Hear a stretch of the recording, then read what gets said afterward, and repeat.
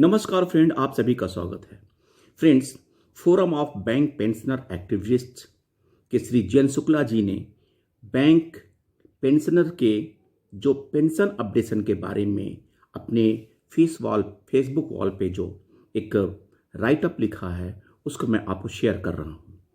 Friends, video शुरुआत करने से पहले आप सभी से निवेदन है कि यदि आपने अभी तक मेरा चैनल सब्सक्राइब नहीं किया है तो प्लीज़ अवश्य कर दें। Believe it or not, pensions have limited options. When you are in mission mode, you should be thinking about nothing but the mission and how to achieve it. Success requires clear goals, complete concentration, and the dedication to the mission. If so, then success is certain. Second, use and apply all methods of Sam, Dam, Dand, and Bhed to achieve the mission. Bank pensioners have their two intra-sabotager organizations. It is the so-called union AIBRF and AIBPRC, who have hurt the pensioners from within. Be careful with them and keep distance as much as possible. These pensioners unions are puppets of the two working unions AIBA and IBOC, who dance at their behest. They have cheated their followers from the very first day of the existence in 1994 and 2012, respectively. There is not a single achievement in their account till date. All the pensioners know and understand that AIBRF without any authority is doing time pass drama in front of powerless CLC on health insurance issues. The authority of the CLC has been defined. We do not know under what authority the Labour Commissioner can grant any relief when he has no authority to interfere.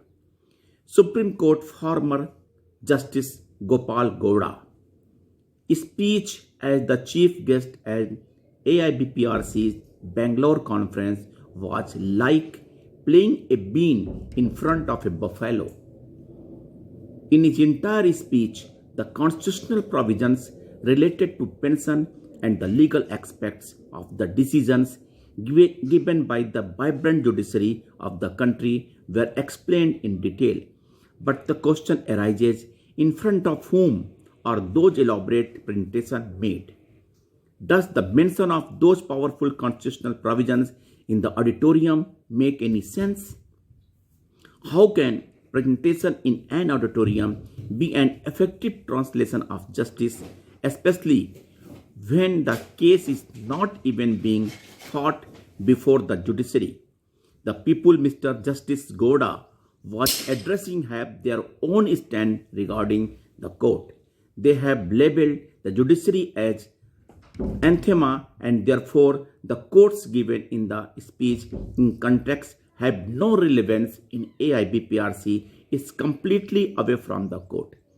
AIBRF, AIBPRC both have nothing to do with legal aspects. Both AIBRF and AIBPRC have distanced themselves from the SLP of MC Singla pending in the Supreme Court of India, terming legal action as unnecessary, unwarranted, impractical. Both these pensioners' unions have done so on the advice of their mentor, working unions, IBOC or AIBA and CB. The sole intention of these unions association is to prevent the pensioners from getting any relief or justice from the court their issues. Jayant Shukla, National Convener, pension forum activist. Friends, अब हम इसको Hindi version में आपके समझने के लिए बताते हैं। बैंक पेंशनरों के पास सीमित विकल्प है। जब आप मिशन मोड में होते हैं तो आपको मिशन और उसे कैसे प्राप्त करें इसके अलावा और कुछ नहीं सोचना चाहिए। सफलता के लिए स्पष्ट लक्ष्य, संपूर्ण एकाग्रता और मिशन के प्रति समर्पण की आवश्यकता होती है। यदि ऐसा है तो सफलता निश्चित है। दूसरा, मिशन को प्राप्त करने के लिए साम, दाम, दंड, भेद के सभी तरीकों का प्रयोग करें। बैंक पेंशनरों के पास उनके दो अंतर्घाती संगठन वे तथाकथित संगठन AIBRF और AIBPRC, जिन्होंने पेंशनरों को भीतर से आघात पहुंचाया है, इनसे सावधान रहें और यथासंभव दूरी बनाकर रखें।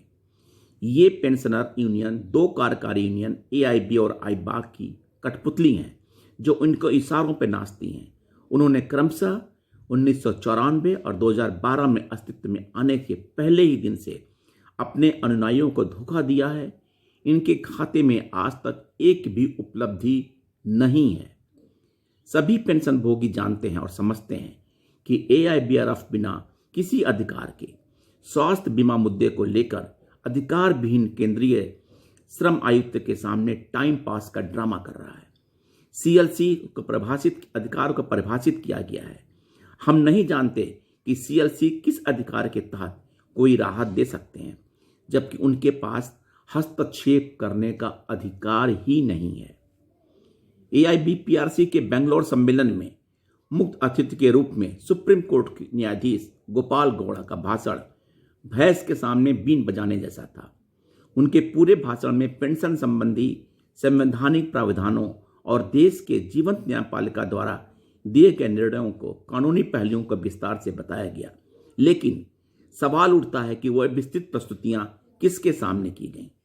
सभागार में उन शक्तिशाली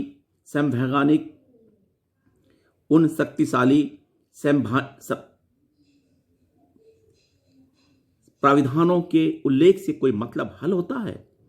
सभागार में प्रस्तुत न्याय के प्रभावी रूपांतरण कैसे हो सकता है, खासकर जब न्यायपालिका के समक्ष मामला लड़ा ही नहीं जा रहा है? श्री जस्टिस गौड़ा उन लोगों को संबोधित कर रहे थे। न्यायालय के बारे में उन्होंने अपना स्टैंड है, उन्होंने न्यायपालिका के अभिशाप के रूप में चिन्हित कर रखा है और इसके संदर्भ में तहत भाषण के दिए गए उदाहरणों की एग्जाम्पल्स की कोई प्रासंगिकता नहीं है, क्योंकि AIBPRC पूरी तरह से न्यायालय से दूर है।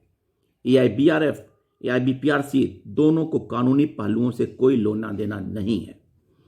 AIBRF और AIBPRC दोनों कार्रवाइयों को, कानूनी कार्यों को अनावश्यक, अनुचित, अव्यवहारिक ठहराते हुए दोनों ने भारत के सर्वोच्च न्यायालय में लंबित MC सिंगला की SLP से दूरी बना ली है। इन दोनों पेंशन यूनियन ने ऐसा अपनी सलाहकार वर्ग की यूनियन IBAC और AIBA के सलाह पर किया है। इन यूनियनों एसोसिएशंस की एकमात्र इरादा है कि पेंशनरों के मुद्दों में न्यायालय से कोई राहत या न्याय प्राप्त नहीं होने देना है। यानी ये दोनों यूनियन नहीं चाहते हैं कि पेंशनरों को कोर्ट से कोई न्याय या लाभ मिल सके। Friends, Shri GN Shukla sir ने विस्तृत रूप से ये बताया कि हमारे ये दो जो रिटायरिंग यूनियन हैं, AIBPRC और AIBRF, ये एक्चुअली हमारे जो वर्किंग यूनियन से AIB और IBAC के कहने पे ही चलते हैं। और ये बात भी सच है कि अपने एक्सिस्टेंस के डेट से आज तक ऐसा कोई भी मामला नहीं आया है जिससे पता चले कि इनकी उपयोगिता है, इन यूनियन की उपयोगिता है।